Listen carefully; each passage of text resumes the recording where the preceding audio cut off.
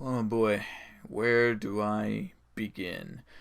Well, first off, I should probably start off the review by saying I told you so. I mentioned in my last vlog that the Walking Dead reviews are going to be a little late, and sure enough, this review is going up like 2 days after the fucking episode aired, so I'm sorry guys, but you probably should just get used to it by now. It's going to happen. So, the big thing to The Walking Dead Season 7 premiere entitled The Day Will Come When You Won't Be.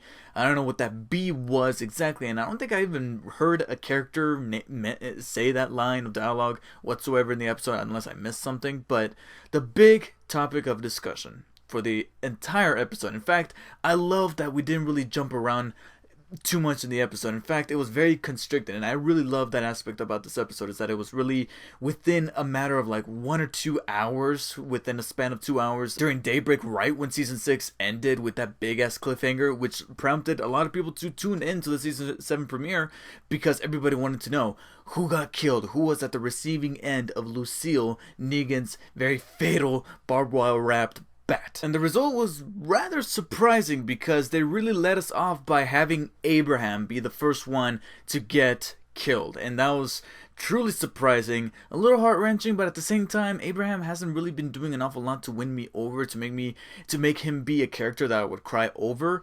So it was then very surprising to have Negan turn the bat to the character that was actually supposed to die in the comics, Glenn, who they finally stuck down to the source material and actually killed off Glenn. But I'm pretty sure he's gonna end up fine. He's just gonna climb under a dumpster somewhere, he's gonna come back, reanimate his face, stitch it back together. So not only did we lose one, but we lost two characters, one of which was actually supposed to already be dead by now in the comics, but he was then switched with another character, so it only made sense for it to be Abraham. And it really was a bit of a 1-2 punch to the gut, but at the same time, I have to be honest, I was a little bit more shocked. Within the moment, I was more shocked with the actual gore and the violent, gruesome deaths that they had, rather than the actual taking of those characters away from the show. Because with Abraham, like I said, he wasn't really doing a whole lot for me in the past couple of episodes within season 6. I mean, sure, he had that thing with Sasha, he had a couple of cool one-liners, but he didn't do anything for me that made me go like, oh my god, please don't kill it. It didn't make me do a whole red wedding type of reaction for this type of episode, which is what a lot of people are comparing it to. And Glenn, I'm just gonna be really blunt with it. They pulled so many fake outs with Glenn at this point that right when it happened, I swear to God, the emotional impact that his death in this episode could have had would have been way greater if they didn't pull that shit with the dumpster. They didn't do those couple of bits where he almost got eaten when Nicholas pulled that shit on him. If they didn't do any of that, it would have been just fun. It would have been a great emotional moment, but instead it was more about the gory effects rather than him actually exiting the show. And it was one of those cry wolf moments where I was just like, okay, it's about time. After that, the main focus of the episode was Negan demonstrating that he is now the alpha male, even to another alpha male like Rick, who had the famous Rick-tatorship back in season 3 and 4.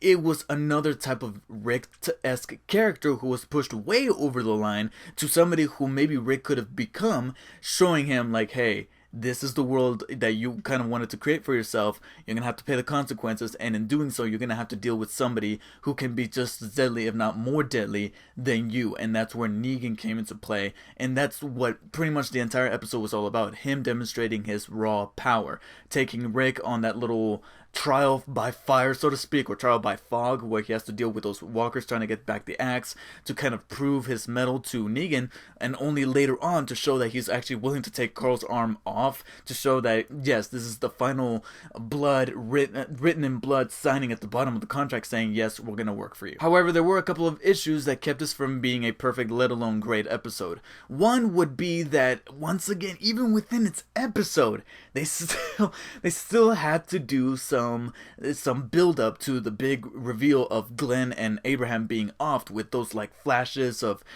past episodes that Rick is trying to kind of collecting his mind, those black and white shots that looked pretty, but did that really have to be there? I mean, just cut to the chase. I don't know why he stood out to me too much, but Chandler Riggs, who plays Carl, start brushing up your acting skills, kid, because I'm sorry, but in here I feel like you should have had much more emotion coming out of you, especially when you're about to get your fucking arm chopped off, and he's just like, Dad, bruh, just do it. And then later on, when Maggie's trying to get up and walk away, he's kind of just looking around like, oh, She's trying to do that, which is a perfect segue because that leads me to the next thing that I kind of had an issue with is Maggie bringing forward that southern stubbornness, trying to walk.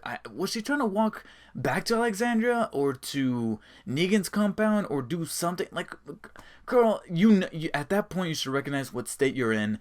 Just sit your ass back down and don't put anybody else in jeopardy, because at that point I just think she was just being a little too selfish and kind of crazy, and that might just, I'm hoping that's just the fever talking. All said and done, the season 7 premiere was really good. The first half I think toppled the second half because it was all in the first half that we had all our questions answered that we were left with after the season 6 finale cliffhanger. So it was cool to see a sense of closure, a very gruesome one that I didn't think that they had the balls to do, and props to them for being very efficient filmmakers or series makers and using up that footage that they shot, because they were making a big deal about how they filmed a death for every single member that was there kneeling on the ground, and I love that they actually used that footage of showing Rick fantasizing of what could happen if he doesn't get that axe.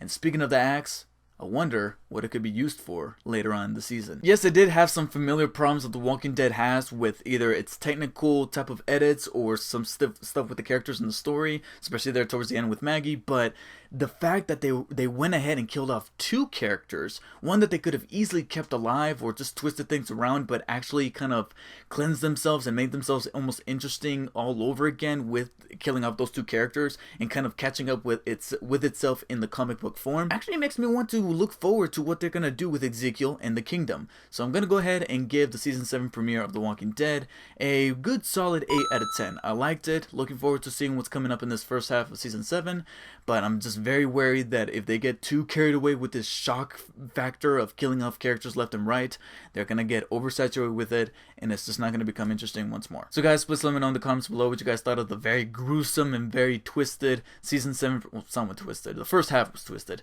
premiere of season 7 of The Walking Dead. What do you think is going to happen in this season? What type of direction they're going to take with it? Do you think that this was a very risky move that paid off for the show to kind of be interesting and new again and keep it from being canceled after running for like so many seasons, especially now that we got 8 confirmed for next year? And Negan, sound off. Do you like him? Do you hate him? Or do you love to hate them? Please let me know. Like and share this video. Subscribe for more. And I'll see you guys next time.